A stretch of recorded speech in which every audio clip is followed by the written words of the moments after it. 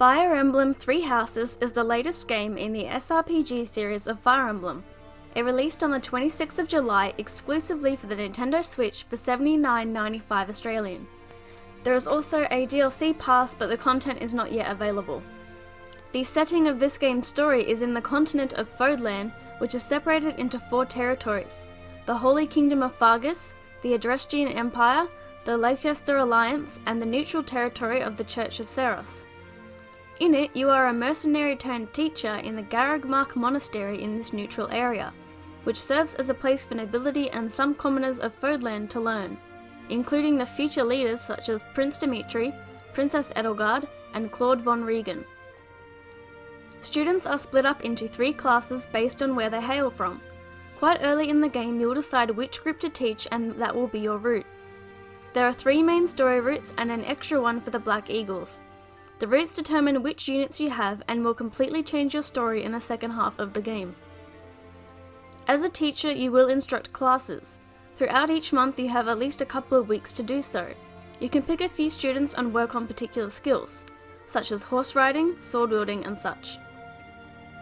Doing so will use up your points as well as their motivation, so if they are unmotivated, you cannot teach them. In these weeks, you can also assign 2 students to work together for more skill points. After your instruction, which you can set to auto-instruct, the days of the week will pass, during which they will earn some skill points in 1 or 2 skills which have been set as their goals. This is important so that they can learn new spells, equip better weapons, and learn new abilities. Leveling up these skills is also needed for them to undertake class promotions. As with the right skill levels under Seal, you can make units take an exam to gain a new class. Being closer to the right levels is preferable, but it is possible to promote when a bit behind as well. Utilizing these systems, you can customize your units to be whatever, not special or gender restricted, class you want, but they have ones that they are clearly more geared towards. Every spare Sunday you will have a few options. You can explore the monastery to do various activities, go out to battle, have a seminar, or rest. The seminars are an extra class in a particular skill that can be taught by those who are skilled in it. A few students and sometimes even yourself will attend these. Resting will build up half of everyone's motivation and will also restore some durability to a special weapon you gain partway through the game. Three Houses has either the casual or classic difficulty. In classic, any units that die in battle stay dead, whereas in casual they will return after the battle. There is also normal and hard difficulty. Lunatic is rumoured for later, but not confirmed. At the end of every month, you will have a battle mission to complete. On days off, you may also go for a few battles to help prepare, earn renown, and other rewards. This aspect of gameplay is that of a strategy RPG, so you move selected units around the map and then they engage in combat based on their weapons and stats. The weapon triangle, which has been in quite a few Fire Emblem games, is not present in this one, something I'm thankful for and what got me to pick this up. There are still some obvious class matchups such as archers against flying units or brawlers against swords. Most units can use any weapon provided they are adequately skilled, meaning that a Pegasus rider can also shoot arrows. The majority of the battles stick to the route the enemy win condition, but there are occasionally a few defense ones or bonus objectives. There are also quite a few new additions to the combat system in this game. First is gambits, which tie into battalions. Battalions are soldiers you assign to a unit, as long as they have the right authority level, and different ones give you different gambits. These gambits are limited use, refresh out of battle, moves with varying effects such as preventing damage, increasing movement, or just a stronger attack. Gambits also generally cannot be counterattacked. You earn better battalions through paralogs, story missions, or purchasing. Another is combat arts, which are special moves that take up more durability of the item. There are various things, some of which are to be more effective against particular unit types. The combat arts are especially good for archers, as unlike echoes, they are back to their normal range, but the combat arts allow them to strike from much further. Broken weapons can now be used instead of being lost, however they are much weaker. This is a nice change as you can still repair them and you won't lose any special weapons. The game also has monster units. These are like mini-bosses that have multiple bars of health that have to be worn down. I really liked having the monster fights as it gave you something different to do and required different approaches. Adjutants are units that you essentially pair up with another one. since there is no parrot mechanic in this game. They will have certain benefits such as Gilbert can guard, Manuela can heal. It also allows them to gain some experience and support points with the other unit. The crest system are special abilities unique to certain characters, such as having bonus attack when on their own, increasing stats when around female units, and more. These crests are also tied into the hero relics, which are special weapons that can be used by anyone. If wielded by the person with the right crest, however, it will give a bonus such as restoring health. Lastly, the Divine Pulse, which is like Melee's turn wheel in Fire Emblem Echoes, as you can rewind to a certain extent up to a few times a battle. This is a nice addition for those who still feel like playing Classic but are worried about losing units.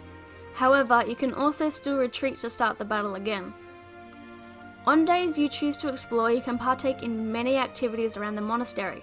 Exploration is also occasionally required for story progression. Most of these take up time slots, which you will earn more of when you level up your professor rank. Your professor rank is increased by doing a lot of these activities. There is a garden where you can plant seeds, which will by next week grow into various foods for cooking or flowers for gifts. This is one of the activities which does not take up your time. Fishing also will not, but you need bait to do it. In the church there is a request box in which people anonymously ask for help. If you answer correctly, you will earn some support points with them. All the students and faculty will be around and you can talk to them for new dialogue, give them gifts, return lost items, or invite them for tea.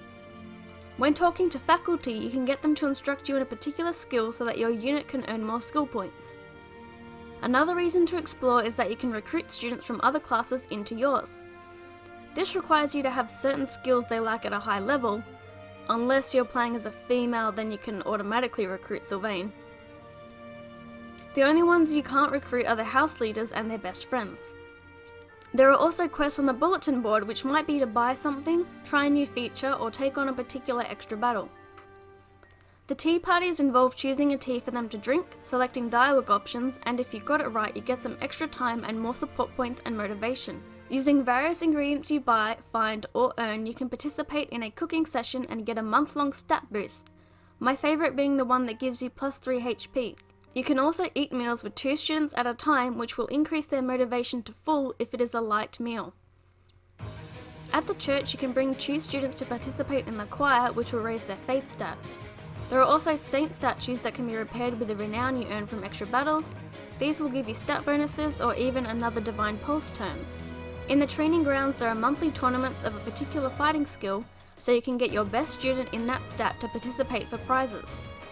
The marketplace is accessible, but you can also access it at most points, including before battle. The only difference being you won't have access to extra merchants, which you can unlock through quests. Throughout the monastery there will be blue sparklies which you can pick up and get free items. If you have amiibo you can get green ones from the amiibo gazebo. Fire Emblem amiibos will also unlock extra music tracks for battle. 3 Houses also retains the support system from previous games, however no romance occurs until the end of the game. This is, by keeping certain units near each other in battle they will earn support points. With enough they will unlock different support conversations, which when watched will then open up another rank. These ranks give them bonuses from being near each other in combat. The conversations are also a great way to get to know characters from outside of the main story cutscenes. In comparison to the 3DS games, these are much better both in terms of having voice acting and the quality of conversations. Some characters might seem less deep, such as most of Dedue's conversations revolving around cooking and him being quiet, but they all have at least a couple of interactions with characters that bring out more in them. This is the first Fire Emblem game to come to the Nintendo Switch. As such, it's quite a graphical leap from the 3DS games, as now outside of the pre-rendered cutscenes, which are beautiful, all other cutscenes also use the 3D models.